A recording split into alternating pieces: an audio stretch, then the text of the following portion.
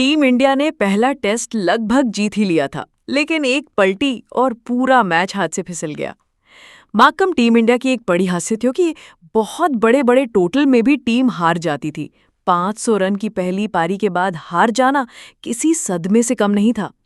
ऐसे में जब दूसरा टेस्ट बर्मिंघम के एजबेस्टन मैदान पर खेला जाना है, तो यहाँ का रिकॉर्ड देखकर ही टीम इंडिया के माथे पर पसीना आ गया है। इस मैदान पर भारत ने अब तक 8 टेस्ट मैच खेले हैं और जानकर चौंक जाएंगे, इन 8 में से एक भी मैच इंडिया नहीं जीत सकी है। 7 बार हार और सिर्फ एक ड्रॉ, यानी विनिंग परसेंटेज 0%। और ऐसे में जब आप पहले ही टेस्ट हार चुके हों और अब ऐसे मैदान पर खेलना हो जहां जीत की कोई याद तक ना हो, तो टेंशन तो बढ़ती ही है। अब बात करते हैं पिच की, जिसकी तस्वीरें और रिपोर्ट सोशल मीडिया पर वायरल हो चुकी हैं। पिच के ऊपर हल्की घास है, यानी तेज गेंदबाजों को शुरुआत में स्विंग और सीम मिलेगी।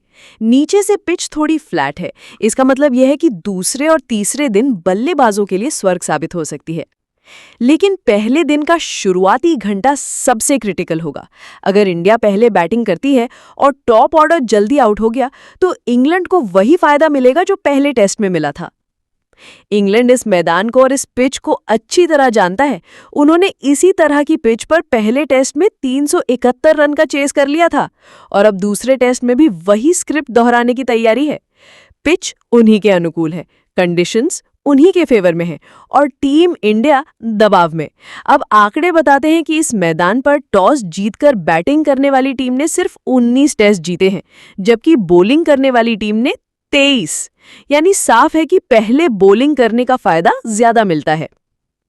First innings average runs 302, second innings average runs 315, third innings average runs 243, fourth innings average runs 157।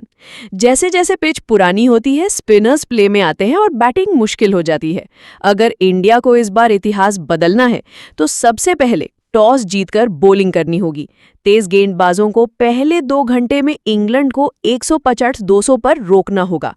इसके बाद पहली पारी में बड़े रन बनाने होंगे, 400+, ताकि चौथी पारी में इंग्लैंड को बड़ा टारगेट मिले।